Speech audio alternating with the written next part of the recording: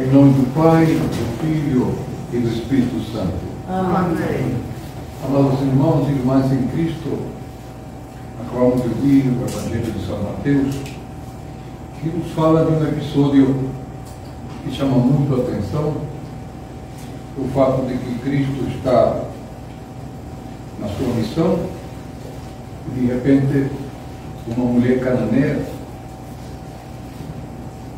E ser cananeu significa muitas coisas. Em primeiro lugar, os cananeus eram muito mal vistos, porque as práticas cananeias eram pagãs. Então, cananeu era sinônimo de impureza, de pecado, de ofensa a Deus. Mas, o que faz uma mulher cananeia agora nesse Evangelho? E ela então está suplicando, e os apóstolos dizem que ela está gritando. Então, o Evangelho fala que ela está suplicando a Cristo, mas os apóstolos dizem: Senhor, esta mulher está gritando. Como que dizem, ela está perturbando o nosso serviço aqui. E então, o Senhor não presta atenção. E ela continua suplicando, o adora e diz que o Senhor, estou com um filho, uma filha doente, e o Senhor disse: eu vim para as ovelhas perdidas de Israel. Não se pode dar o pão aos cães. É uma cena muito forte. Está comparando os cananeus aos cães. Mas a mulher, compreendendo o seu lugar, a sua situação, e que está diante de Deus, disse: mas os cachorrinhos também comem das migalhas dos seus senhores. E aí então o Senhor Jesus disse: grande é tua fé, cumpra-se conforme a tua fé. E a filha foi curada. Então nós temos aqui alguns detalhes para meditar e contemplar. Primeiro, a salvação veio para os judeus, o povo escolhido por Deus. Deus fez aliança com eles e prometeu-lhes a salvação. Mas a salvação é dada aos judeus, mas também tem que ser partilhada com toda a humanidade. Não é só os judeus. O grande problema é que os judeus tomaram para si exclusivamente a tarefa da salvação. Excluíram aos outros. Então nós vemos aqui que os cananeus, de certa forma, significa os pecadores. E isso inclui a nós. Nós também somos cananeus, em certo sentido. Mas a misericórdia de Deus é tão grande que Ele acolhe os pecadores, escolhe os gentios, os cananeus, e isso inclui toda a humanidade. Por isso que nós vemos hoje as conversões budistas, islâmicos, cultos africanos, todas essas expressões religiosas se convertendo a Cristo. E temos outro detalhe muito importante, é o papel de uma mãe que suplica a Deus. O Senhor Deus tem uma compaixão muito grande com as mães. Porque as mães, diz a tradição da igreja, são co-criadoras com Cristo. Cristo é o Criador de todas as coisas. E as mães, pela maternidade, também cooperam com a criação de Deus. Então, as mães têm um poder de intercessão dentro de Deus. E mais, o Senhor Deus escutou a súplica da Virgem Maria quando disse: ele não tem vinho. O primeiro milagre de Cristo ocorre graças à intercessão de uma mãe.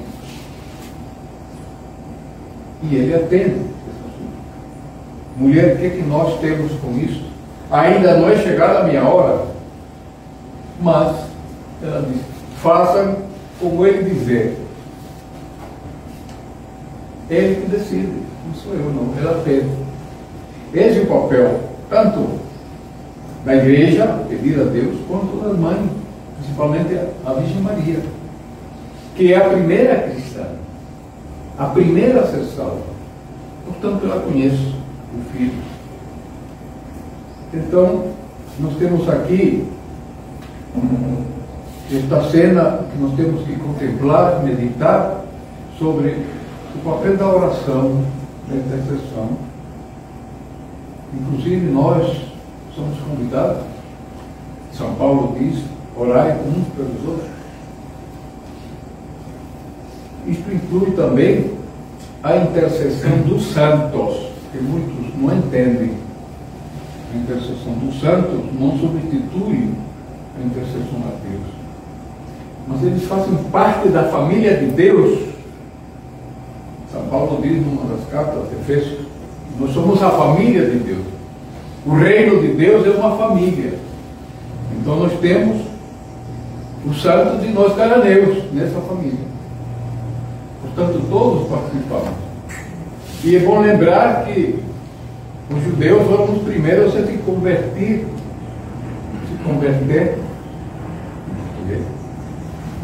a Cristo. Foram os judeus. Então, a oração de intercessão é uma obrigação nossa. Nós oramos uns pelos outros, oramos pelos que estão doentes, aqueles que sofrem, pelos que necessitam da graça de Deus. Nós oramos uns pelos outros. Muito mais os santos, que são as testemunhas que nos contemplam. Porque o reino de Deus não é um caminho individual. A minha salvação, eu. É essa família que participa na salvação. Os santos e as santas são exemplos de vida entregue a Cristo. São modelos de vida, de oração, de obediência à vontade de Deus, de santidade. Então, essa intercessão dos santos é no sentido da nossa aprendizagem, no sentido de ir a Cristo, no sentido de que eles chegaram a Cristo. Cristo atendeu as suas súplicas, as suas orações, e a santidade é uma decorrência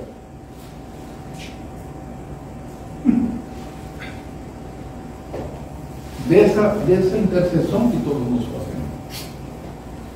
Essa mulher cananeia insistiu. Eu trabalho com os santos, e os santos fizeram insistir a Deus para que eles concedessem a graça. Esse exemplo é dado a todos nós. Portanto, nós estamos aqui diante de um evangelho que não é apenas uma teoria. O evangelho é para ser vivido. Não é para ser lido e decorado e memorizado e ensinado aos outros. O evangelho é para ser vivido. E o que nós podemos aprender com esse evangelho? A súplica diante de Deus, a persistência, a confiança em Deus, porque essa mulher cananeia não pensou: ele vai me rejeitar porque eu não sou judia.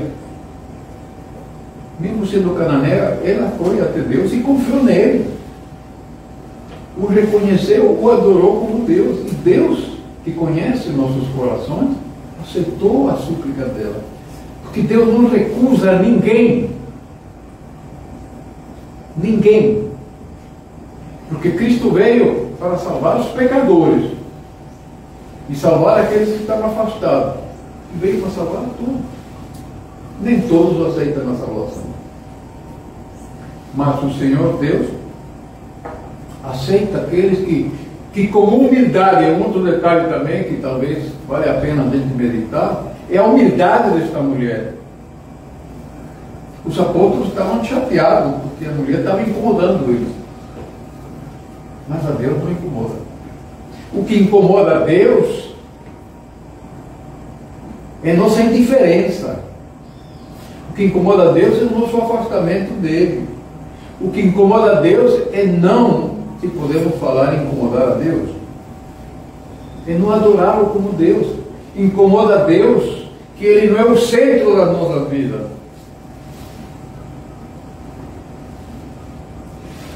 esta liturgia é cristocêntrica, centrada em Cristo. Os que colaboram nesse caminho de Cristo, a Virgem Maria e o Santo, eles cooperam que Cristo esteja no centro da nossa vida. É disso que fala o Evangelho. Portanto, supliquemos a Deus, persistamos nessa oração a Deus, supliquemos-lhe com todas as nossas forças, com toda a nossa fé, porque Cristo disse: tua fé te salvou. Será que a gente pede a Deus mais ou menos? Será? Será que Ele vai ouvir a minha súplica? Será que Ele vai se incomodar? Será que eu vou chatear Ele por estar incomodando? Essas são atitudes puramente humanas que desconhecem a misericórdia de Deus, a divindade de Deus. Porque Deus não é gente para se incomodar porque nós estamos pedindo a Ele. Quando Deus, como exemplo deste Evangelho, não responde, não é porque Ele não quer responder, não é porque Ele não ouviu nossa súplica, não é porque Ele não viu nossa atitude. Ele está testando a nossa fé. É outra coisa. E aí nós desistimos, nós cansamos, nós ficamos aborrecidos, porque não fomos atendidos na hora que nós queremos. Quer dizer, são comportamentos puramente humanos que desconhecem a misericórdia de Deus, a grandeza de Deus, a generosidade de Deus. Que a única coisa que Deus quer de nós é o nosso coração. O coração na tradição judaica não é o sentimento, a emoção. O coração é o centro do ser, é o centro da pessoa. Então, quando o texto bíblico, muitas passagens, fala do coração, fala do centro do nosso ser. E aí, Cristo tem que estar no centro das nossas vidas. Cristo não pode continuar na periferia das nossas vidas. Cristo não pode ser uma coisa secundária. Cristo não pode ser um enfeite. Cristo não pode ser uma coisa que fica para depois. Cristo tem que ser o centro da nossa vida. E aquilo que está no centro, porque onde estiver teu coração, aí está o teu tesouro, diz o Evangelho. Onde estiver o teu coração, está o teu tesouro. A coisa mais valiosa que nós temos é Cristo no coração. Aliás, a tradição da igreja ensina que Cristo, o reconheçamos ou não, Ele está no coração nosso, porque a marca do Criador está no coração de cada um. Cristo está no seu coração e está batendo na porta.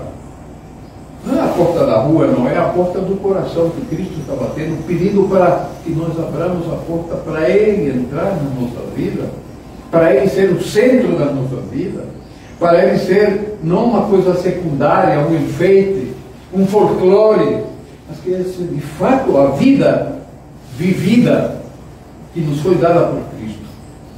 É isso que Cristo quer. Cristo quer o seu coração. E o coração é o centro das nossas vidas. Portanto, esta mulher cananeia tem muito a nos ensinar. A confiança, a fé, a persistência, o apelo de uma mãe, que Deus sempre escuta as mães. Porque Ele escutou a mãe dele. Por que nós também não podemos fazer a mesma coisa? E a nossa mãe é a igreja também. Portanto,